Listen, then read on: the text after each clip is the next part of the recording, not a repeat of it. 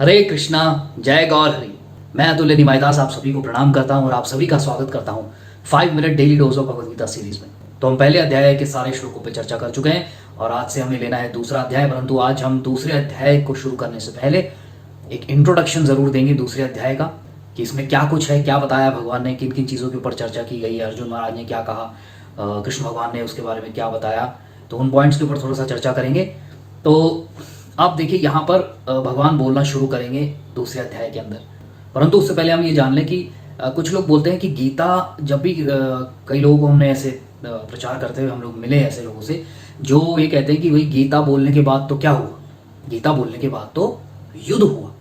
तो इसका मतलब ये है कि अगर हम गीता सुनेंगे तो हमारे जीवन में भी युद्ध हो जाएगा। परंतु उनसे एक प्रश्न किया जाए कि ऑलरेडी पांडव और कौरव तो युद्ध स्थल में ही खड़े थे, वो तो युद्ध करने ही आए थे। युद्ध तो वैसे भी होना था, गीता बोलने से युद्ध नहीं हुआ, युद्ध तो होना ही था। गीता से क्या हुआ, तो जब भगवद गीता बोली गई, भगवान ने भगवद गीता के बारे में बताया, तो अर्जुन जो था वो अंदर का युद्ध हार चुका था और भगवद गीता सुनने के बाद वो अंदर का जो युद्ध था वो जीत गया था। और दूसरी बात यह है कि भगवद गीता लोग बिना पढ़े जब बोलते हैं, उन्होंने पढ़ा नहीं है, बस ये स्टेटमेंट बोल दिया उन्होंने कि गीता पढ़ने के बाद तो युद्ध हो गया। परंतु असली चीज क्या है, भगवद गीता में क्या बताया?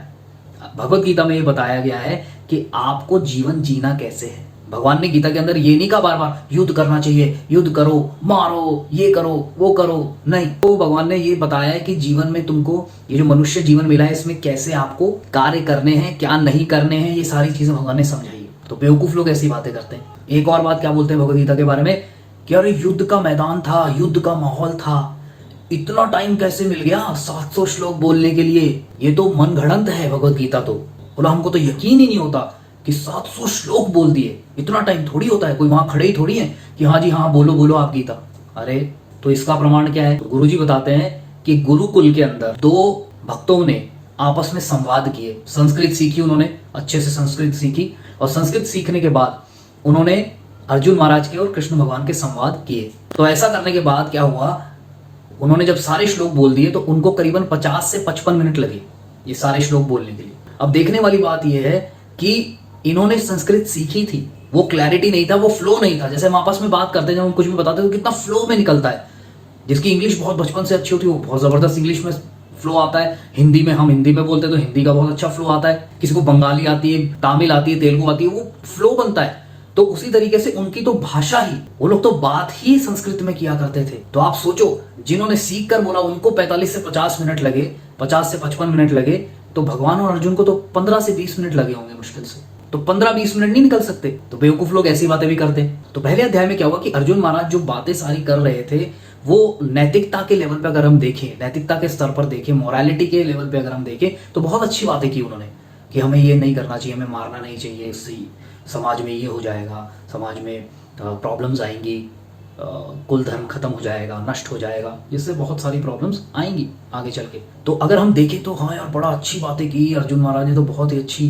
परंतु इन नैतिकता की बातों को लेकर जो उन्होंने तर्क वितर्क दिए, भगवान अब इस अध्याय में उनको एक एक करके काटेंगे, उनको रिजेक्ट करेंगे कि तू क्या बात कर रहा है। क्योंकि अर्जुन महाराज के साथ क्या हो चुका है कि अब उनको कुछ भी समझ में नहीं आ रहा और अब वो पूरी तरीके से भगवान की शरण में जाने वाले हैं इस अध्याय में। तो वो जब वो शरण में जाएंगे और शिष्य बन जाएंगे कि मैं आपका शिष्य हूं, ये कहेंगे अर्जुन महाराज, उसके बाद भगवान उनकी कमान को अपने हाथ में लेंगे और तब वो उन्हें बताएंगे कि तू कहाँ पे गलत है। तो सबसे पहले तो भगवान क्या बताएंगे कि तू जिस चीज के लिए विलाप कर रहा है, शोक कर रहा है, वो शोक करने वाली चीज ही नहीं है, उसका आध्यात्म से कोई लेना देना नहीं है। तो सबसे पहले क्या समझाएंगे कि बॉडीली जो रिलेशनशिप्स हैं वो क्या होते हैं, टेम्पररी होते हैं।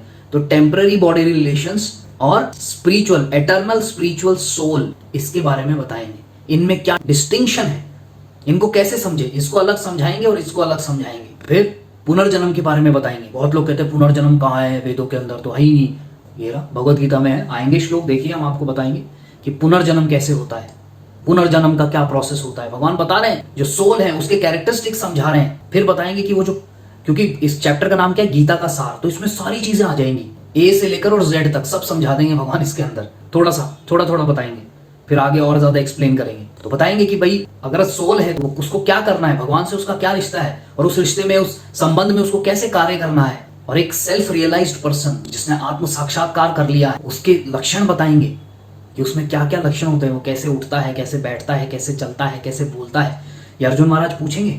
गुणों के बारे में भी चर्चा है, भगवान के बारे में भी चर्चा है, सारा पूरा सार है इसके अंदर, इस चैप्टर के अंदर। तो कल से हम पहला श्लोक लेंगे और पहले श्लोक से आपको समझाने का प्रयास करेंगे। तो अभी के लिए बस इतना ही। तो आपने अगर अभी तक 14 आवर्स का कोर्स नहीं सुना है तो प्लीज़ जल्दी से सुन लीजिए, बहुत इंपॉर्टेंट है। उसको सुन लेंगे तो ये श्लोक्स भी आपको बहुत अच्छे से समझ में आएंगे। लिंक दिया हुआ है डिस्क्रिप्शन में। फेसबुक पेज लाइक कर दीजिए, यूट्यूब चैनल को सब्सक्राइब कर दीजिए बेल आइकन के साथ, और इन वीडियोज़ को ज़्यादा से ज़्यादा शेयर कीजिए। आप सभी का बहुत बहुत धन्यवाद। हरे कृष्णा, जय गौर हरि। अगर आप प्रचार कार्य में कुछ सहयोग करना चाहते हैं तो दिए गए बैंक डिटेल्स में आप सहयोग राशि भेज सकते हैं, या फिर नीचे दिए गए फ़ोन नंबर पर पेटीएम भी कर सकते हैं। धन्यवाद।